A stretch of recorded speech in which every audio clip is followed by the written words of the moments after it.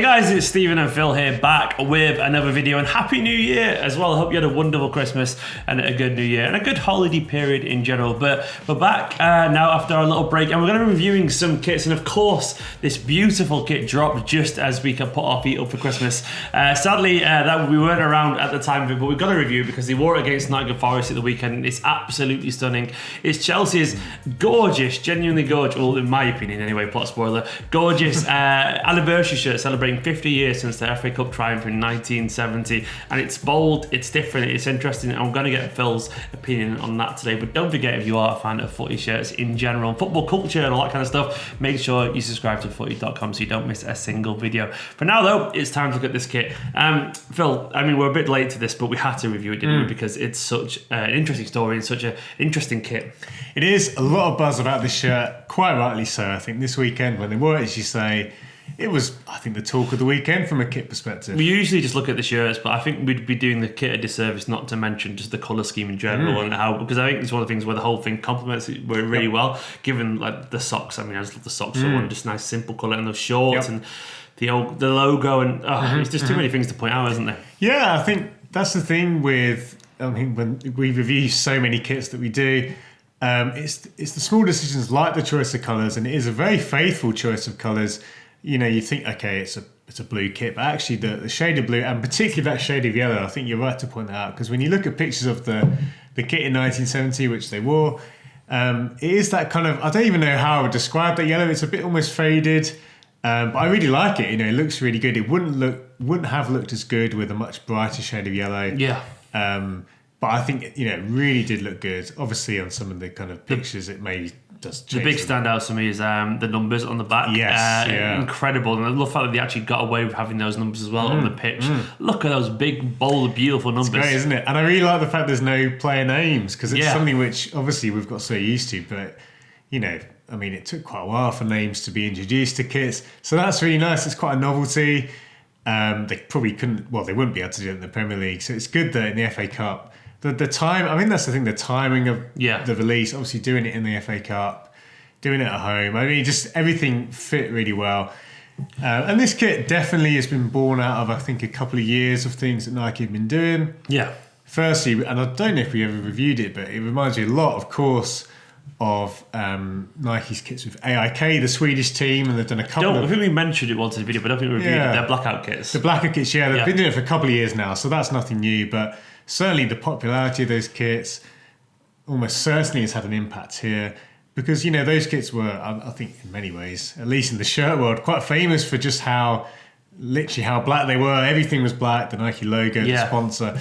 I do love how, so basically on the shirt, the only things that are slightly, well, not blacked out, blued out or whatever, are really the sponsors, you know, like the Nike crest and the Yokohama and all that kind of stuff. And it's just the Chelsea thing, which it should be up front and centre there with the yellow that's actually popping out of the shirt. I love that, because most manufacturers would not agree to it. And even if they were in yellow and popping a bit, it's still quite nice. It's the fact that they've agreed to actually do that. I love it, because I mean, they've obviously lost a lot of marketing from like not having their logo visible, but people are looking at it because it's such a big talking point, so it's worked.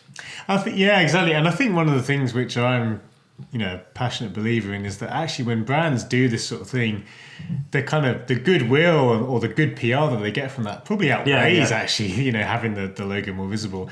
And I think a few people commented on the fact that the applications of this kind of shiny material, some people saying they didn't like that. Actually, I think in many ways, I quite like the fact that you look at pictures of the kit, particularly in the game, and, you know, sometimes you see it, sometimes you don't. But I quite like that element of it. You know, I mean, there's a picture now of Rhys James on the screen now, and you can't even see it.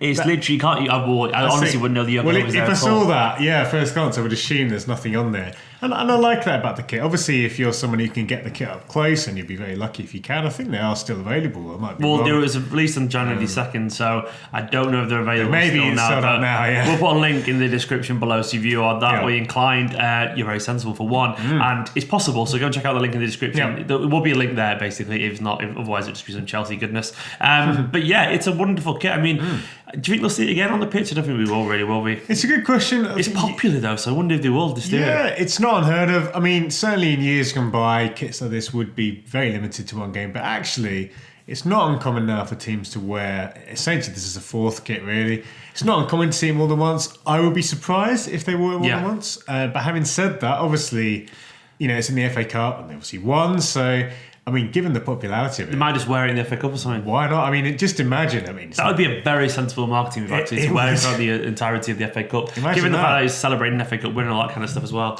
Yep, and Chelsea, obviously, they've got history in the Cup in many ways. Who knows? It'd be great. Imagine this going all the way. That would be great. So I think this compares to other kind of anniversary kits then in general. Yeah. And also, what score would you give it, I guess? Yeah, so, I mean, the other kit, when I was talking about the things that it reminded me of, a lot of people pointed out quite rightly the France centenary shirt.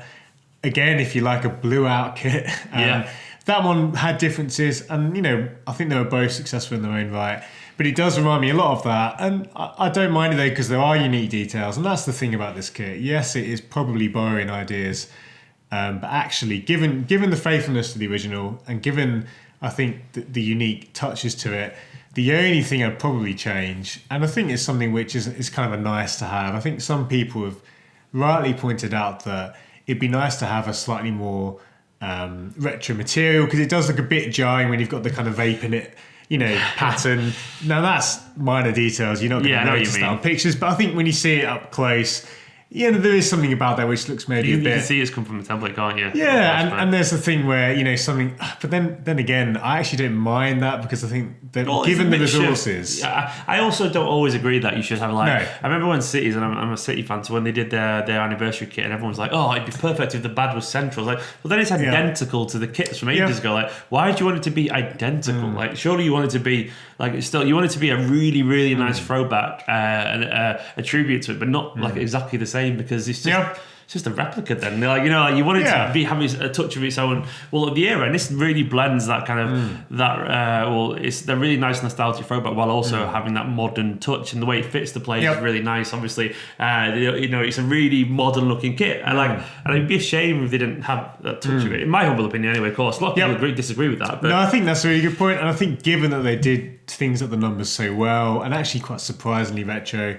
I don't mind it. So I mean. Quickly, a close up of that crest there. I know. I really like that. Some people are big on gorgeous. embroidered crest, but I actually think when you get a crest that's that good, I think actually the crispness of it really works. I really like that. Absolutely gorgeous. Give it a score, Phil.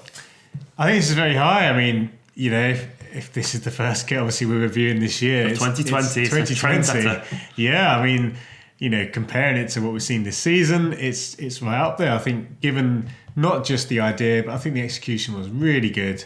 It's definitely one of my favourite kits this season. I think it really is that good. It's actually, I'm not a Chelsea fan, but it's a kit that I'd consider buying, and that I think the last one we did was AC Milan, wasn't it? I can't remember we gave it. Was it an 89 or something like that? I can't remember. Good question. It was right up there with the home kit, wasn't it? I'll try and find out what we gave it now. Oh, you gave it 86. I thought you gave it okay. Yeah, so 86. I think this shirt is better than that, and it's probably better than the AC Milan home shirt. Okay. I'll give it 92. I think it's right up there. Solid score. If this is still available, you should absolutely buy this, regardless of who you support. Go and check the link in the description right now. Don't forget, guys, we want to know your score in the comments below. As ever, we really appreciate all your comments and support on this channel. Don't forget to subscribe as well if you are new to this. We've got loads of videos coming up this year. Don't forget, it's Euro 2020 soon, so all the kits will be released. So this will be the home of reviews for that. And then eventually, all the Premier League shirts will start to leak, and then the Serie A shirts will start to leak, and then there'll just be loads and loads of videos. So make sure you hit that subscribe button. Guys, I've been Stephen, this is Phil, and we'll see you very, very soon in a bit.